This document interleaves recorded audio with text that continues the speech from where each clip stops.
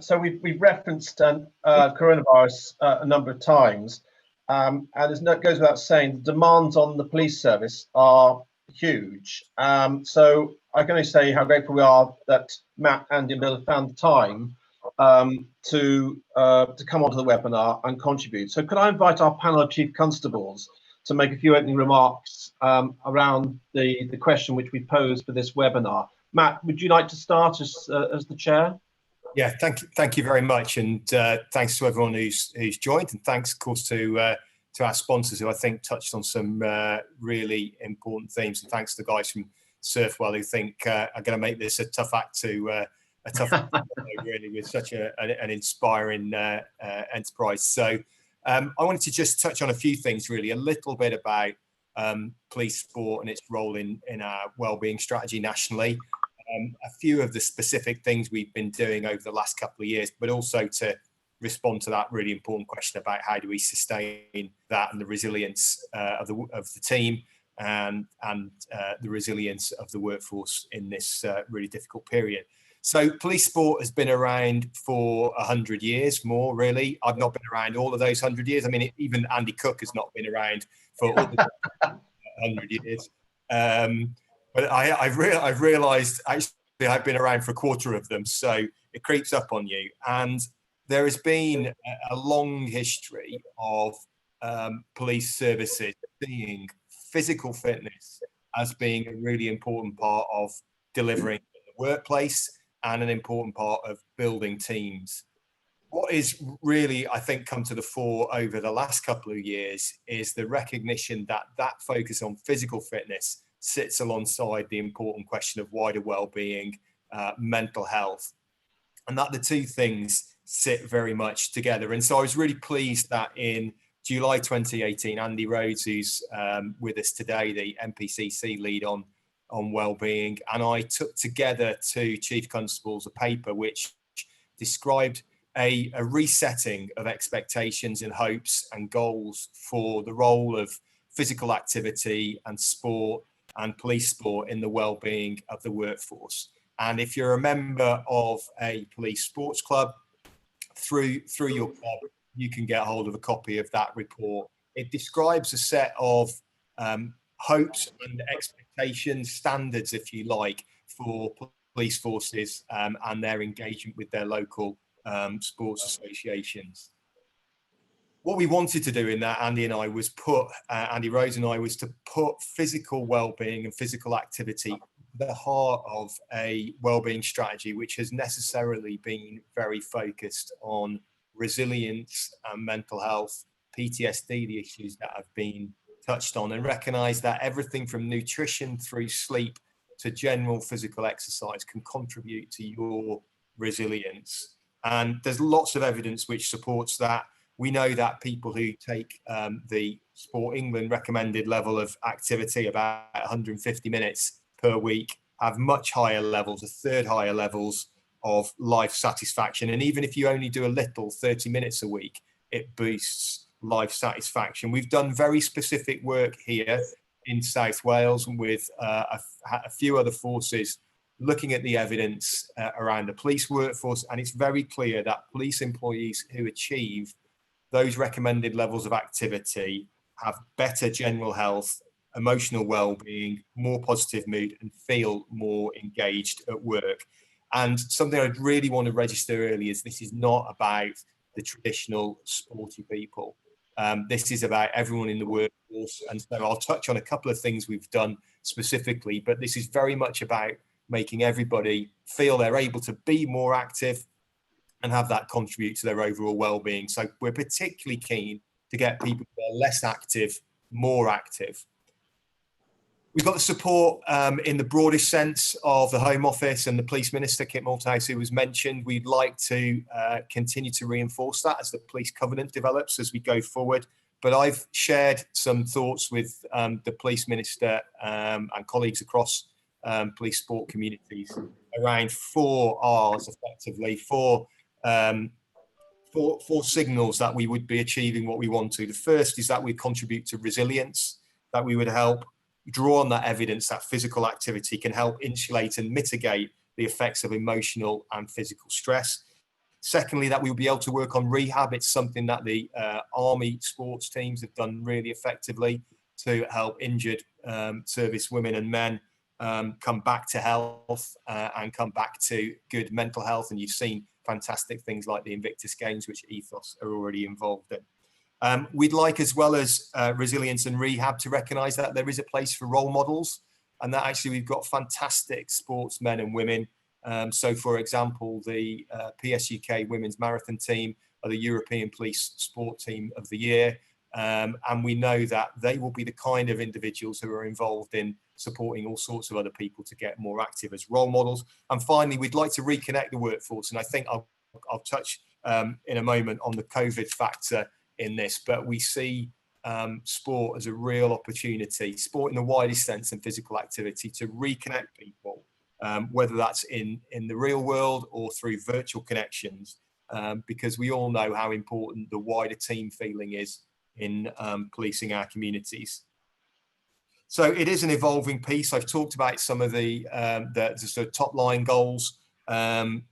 What have we actually seen in practice? So here in South Wales, where we were very keen to get the least active people more active, we've been involved with a number of step challenges. Forces have done those around the country over a period of years. And we looked at one of the products which will help us encourage people to get more active, to take more steps every day, the 10,000 step challenge. What we found at the end of a 100-day period was that the participants, the 500 participants in that challenge, reported huge increases, not just in their physical well-being, but in their overall wellness. So 2/3 of the people involved in that challenge reported that their stress levels had decreased, both at home or at work, and 61% reported that their productivity or concentration at work had improved. And that was the simple step of working in teams to try and achieve more steps, more activity every day. We've taken that kind of evidence to my colleagues involved in running police forces around the UK, and we got support that I've described in 2018 for a number of interventions. We'd hope that forces now feel able to show some active leadership from a senior level, and I'm really pleased that we're growing the number of chief and senior officers who are involved in Police Sport UK and TeamPolice. We'd like forces to do things like promote active travel and make that accessible, so that cycle to work schemes and other forms of active travel are easy to access, and changing facilities and all the things that go with it are part and parcel. We'd like forces to think about whether they want to either provide gym facilities in the workplace, or whether they want to work with local providers to support access to gym facilities if their geography means that. And in particular, we want forces to make it easy for the volunteers who do such fantastic work in our sports clubs and organisations to operate in forces. So really great support from your internal communication teams, and really straightforward support from people in facilities and payroll teams, so nobody is fussing over whether you take out subscriptions from people's salaries, or whether you need to get an advert out into your force intranet. We're working really hard now to see what partnerships we can build, and TeamPolice and fundraising is an enormous part of that. Very, very little direct police funding goes towards any of this activity. In most forces, none at all. We're largely subscription based, with a small but growing contribution from sponsorship, but we're working very closely with some of the national sports bodies to see if there are any opportunities for us there. I was just going to finish by saying something about one sort of last local experience and how that's rolled into COVID. We've been very keen off the back of that Steps Challenge to support Couch to 5K, and I'm really, really proud of Couch to 5K leaders here, who in some cases have started on the programme themselves, graduated. We've historically done a park run graduation ceremony for the Couch to 5K people, and some of those have gone on to be marathon runners and really get involved in running. But as importantly, in fact, probably more importantly, a really high number of our Couch to 5K community have simply got into the habit of being more active and have continued to have that contribute to their well-being. What's been really fabulous for me during the difficult period of lockdown is to see that the online community, particularly a really active Facebook group shaped around Police Sport South Wales, has kept active and engaged, and that whilst people haven't been able to go to a park run and take part together, they've supported each other online. People have been supporting each other with encouragement through everything, just from that daily activity through to people taking part in the virtual London Marathon. So we know that we have got a difficult, probably 12 months realistically ahead of us. We're asking now for all your ideas about how we can continue to be connected, continue to have people strive for the best rounded wellness they can and feel supported by police forces and Police Sport UK to do that, and how we can be ready to restart our really wonderful activity when we emerge out the other side of this pandemic. But in the meantime, make sure that people keep themselves physically well so that they can do that really challenging work they do in our communities, the challenging work that they do behind the scene. And in fact, as we know, probably about 20% of the workforce now doing that at home as part of our support services. How can we keep all of those people connected and ready to re-engage in more traditional ways when we come through and out the other side of these very restricted times? So really excited by the potential to do more. These online opportunities are clearly great, and looking forward to hearing some ideas and views, questions, of course, and hoping that in the time we've got, we can make sure that we get to those questions. Thank you, Matt. Thank you very much indeed. Bearing that in mind, I'll go quickly now to Andy. Andy Cooke, you're very welcome, Andy. Be interested to see what you have to say, seeing as you're the Chief Constable of a city that's known for having a moderately successful football club. Andy, over to you. It wasn't that successful in the last game it played, but firstly, can I thank the sponsors? Sponsorship at the moment is more important than ever, and 3 impressive sponsors we've got with us. Although Ben from Fujitsu, you had me fully on board until you told me that your systems collect tax. You lost me a little bit then. James and Sam, tremendous work, really is tremendous work. Great to see the work you've done on that. Great to see the improvements in mental health and in relation to PTSD. And first thing tomorrow, I'll be asking my staff to go do some surfing on the Mersey. Not sure what take up I'm going to get, but I'll do my best. We'll definitely help with that. All right, on the sensible side of things, really important police sport to mental and physical well-being for all our staff. And it's great to see the level of support that we're getting in relation to it. And one of the major things as part of COVID that has been missing has been that opportunity to participate in many of our sports. And delighted to see on the left side of your picture there that you can see on screen one of our British Police Rugby League players and the chairman of British Police Rugby League.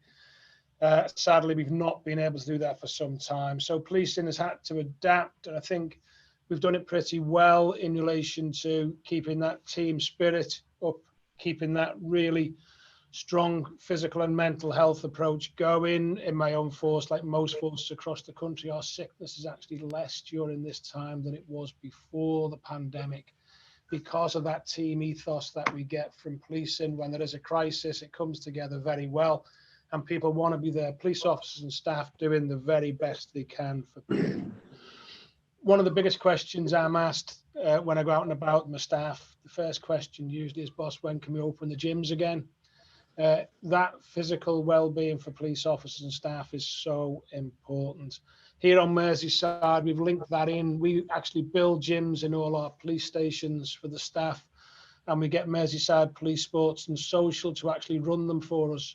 So it actually ties our officers in to taking subscriptions out for Merseyside Police Sports and Social as part of what we do. And we're working together to make sure as many of our staff do that, new recruits particularly, and retired officers too, and retired staff. Once we're through this pandemic and we can do, the opportunity for our retired colleagues to actually use those gyms in all but our most secure premises will be there as well, as long as they contribute towards police sport. The mental health side of things, really important at the moment. We have been doing as a force an awful lot of work around that well-being, and particularly mindfulness. One of our most popular course that we run as a police force is our Skype mindfulness. The amount of people who are actually signed up to do it is quite incredible. If I'd have said that when I was a detective a few years ago, let's all do mindfulness, I'd be declared a hippie straight away. Attitudes are changing. It's really important that they are as well, because that mental and physical side of support that policing must give to our staff in this day and age is equally as important. There's an awful lot of work going on. Matt mentioned an awful lot of it, and Matt has never been renowned for keeping to any 5-minute slot you give him, so he went well over it. But I will keep to my 5 minutes as the youngest of the panelists. And thank you very much for all you're doing, our sponsors and everyone involved in police sport. And it's a pleasure. Thank you. Bill, can I, you're very welcome. Can I invite you to say a few remarks, please? Yes, thanks very much, Gavin. And I suppose just echoing the words that colleagues have already made in relation to the importance of this venture, of what we've embarked upon, and the support from Fujitsu, Police Credit Union and XPS. And as we hope in the future, others as well, who will help to develop the approach to well-being within police forces through the medium of sporting activity at all levels. And I won't rehearse what Matt and what Andy have said, because it's not just elite sport and those that have represented the police service and their country at international level. It is very much about the workforce in general. I'm kind of really excited by what's taking place. I think, like my colleagues have said, we've been around this for quite a while. I'm approaching retirement, and I look back over the 31 years that I've been involved in police sport, and there has been an unfortunate slow but steady decline in many of the activities that I've been involved in, not because I was getting older, but because just the environment has been that much more challenging for chief constables as employers, for the governance arrangements that support policing, and if you like, the core of the public opinion around what it means for officers and staff to be investing in their own well-being. I'm really, really pleased that that has changed. I think that there is a sea change all around us in people's appreciation of what it means to be healthy and what it means to encourage health within your workplace. Like others, I've taken part in a number of well-being conferences and seminars. Many of them had been face-to-face clearly before March. And it was really interesting to see how other sectors were approaching the well-being of their workforce. Things like mindfulness initiatives. There's now a UK mindfulness practice network. Things like providing gyms, providing gym membership. The sort of things that we really feel make a difference to psychological and physical well-being of people. And as Matt pointed out, the economic payback that you get as a work employer is there. The sums add up, and we've struggled as an organisation to make that case over the years. I think now the environment suggests that that's an easier one to land. But what's more difficult is actually getting the traction in the workforce, and that's where we feel that the initiative with Ethos, that the TeamPolice brand, and that working with the sponsors to really get the message out so that we can engage with all kinds of people within the policing family and encourage them to approach their well-being from different points of view. So James and Sam approaching it from the kind of surf well activity is a great example of taking a different perspective on what it means for someone's well-being. And I think there's lots of that out there that we can tap into, and with just a little bit of encouragement, just a little bit, we could assist many people to take ownership of their own health, and the payback for them is massive. The payback for their families is massive, and the payback for the organisation and the public, I think, also is absolutely huge. So we're in a good place to build this foundation, and things like this webinar are a great step during a kind of lockdown and restrictions for us to be able to still reach out and engage with people. We have, in the questions in chat asked about what it's like during COVID-19, and I think we would say as a service, it's been double-edged. On the one hand, clearly we are not at risk of losing our employment. And I reflect on some of the presenters at those seminars I talked about, people like Virgin Atlantic and some of the financial sector organizations who have struggled and had to make people redundant over the course of the last 7 months. So we've got security of employment, but we've had additional stress and demand and pressure. And now that we are going into a second set of restrictions and a second set of needing to look after our workforce as much as we are protecting the public, that's bringing a lot of pressure. And I suppose the final thing for me is that pressure kind of translates into the sort of psychological well-being. We're quite a small force, and yet we, in the last 3 or 4 months, have felt very keenly the impact on the psychological well-being of our workforce, and to the extent that it's resulted in tragedy. So we know here in Lincolnshire just how present that problem is, and the need for us all to do as much as we can to support the mental health of our workforce. And the links to sport, the links to physical activity are clear in the academic work. They are just manifest. And what we need to do is to use this joint venture, this opportunity to help promote that within our people and to provide them with just a little bit of encouragement that they need in order to take more of that personal ownership. So a great initiative, a great way forward, and I'm really, really delighted to be part of today's webinar and the series going forward. Because although I am retiring, I'm not leaving Police Sport UK. It's been a passion for 31 years and it will stay so going forward. So thanks very much, Gavin. Happy to take my Phil, thank you. the webinar. Thank you very much indeed.